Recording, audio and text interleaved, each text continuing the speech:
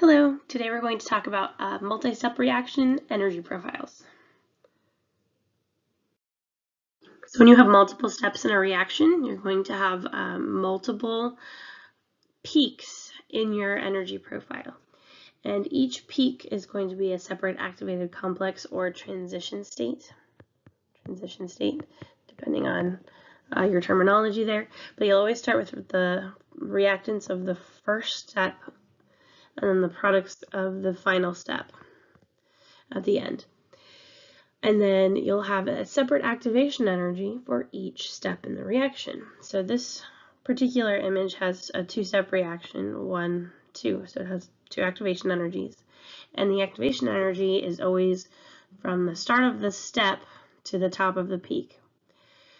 So in this case, the first step has a much higher activation energy than the second step.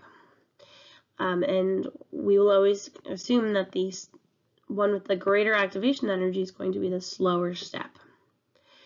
So when you see a reaction profile like this, you're going to say, okay, step 1 is slow and step 2 is fast. Or step 1 is the rate determining step. And then overall, your net change in energy, or your delta H, here it's negative because it's releasing energy. The products are at a lower energy than the reactants, so your delta H would be negative. But it could be an endothermic reaction instead. Now, whatever's present here in the middle is going to be your intermediate. So that's the product of the first step that becomes a reactant in the second step. So you can also make reaction profile diagrams from information like this. So it's kind of going backwards. So we have a two-step reaction, and we have tert-butyl bromide transferred into T-butanol in the presence of hydroxide. So the first step, we're taking that tert-butyl bromide, and you're removing the bromine. And in the second step, you're reacting it with the hydroxide to form this butanol. Okay.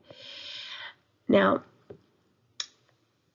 delta H is going to tell us the net change in energy for that step, and then the slow fast is going to tell us about the activation energy. So, wherever the reaction is starting, they don't give us like a specific energy that we start with, but we know that the net change in energy of the first step is 90, and that's positive, so it's endothermic. So the intermediates must be up 90 from there. So whatever this distance is, it's 90 kilojoules per mole. But we know that there's going to be an activation energy in there, and we know that the first step is slow, so we're going to give it a really high activation energy. Right? They don't tell us what the activation energy is here, but they could. Now the second step is fast, and we also know that the second step you're going to have a decrease of 100. So we know it's going to go down 100 from that point, so it will end up just a little bit lower than it started, and it will have a much lower activation energy because it's the fast step, like this. So we know that it is very slightly exothermic, with a difference of just about negative 10 kilojoules per mole.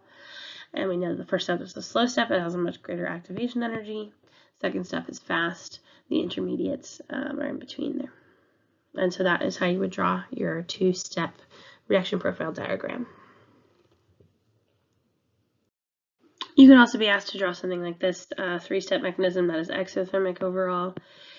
So there's a lot of information there that you can just kind of make up because they don't give you enough to make it really specific. We just know there's 3 steps and that it's exothermic. So the reactants have to start higher than the products end up. And we know there's 3 steps. So 1, 2, 3. And however you wanted to do that, you could have made the second step much higher as an activated complex, or the first step much higher as an activated complex. There's not enough information there to give it more. But yeah, so the reactants, products, exothermic overall.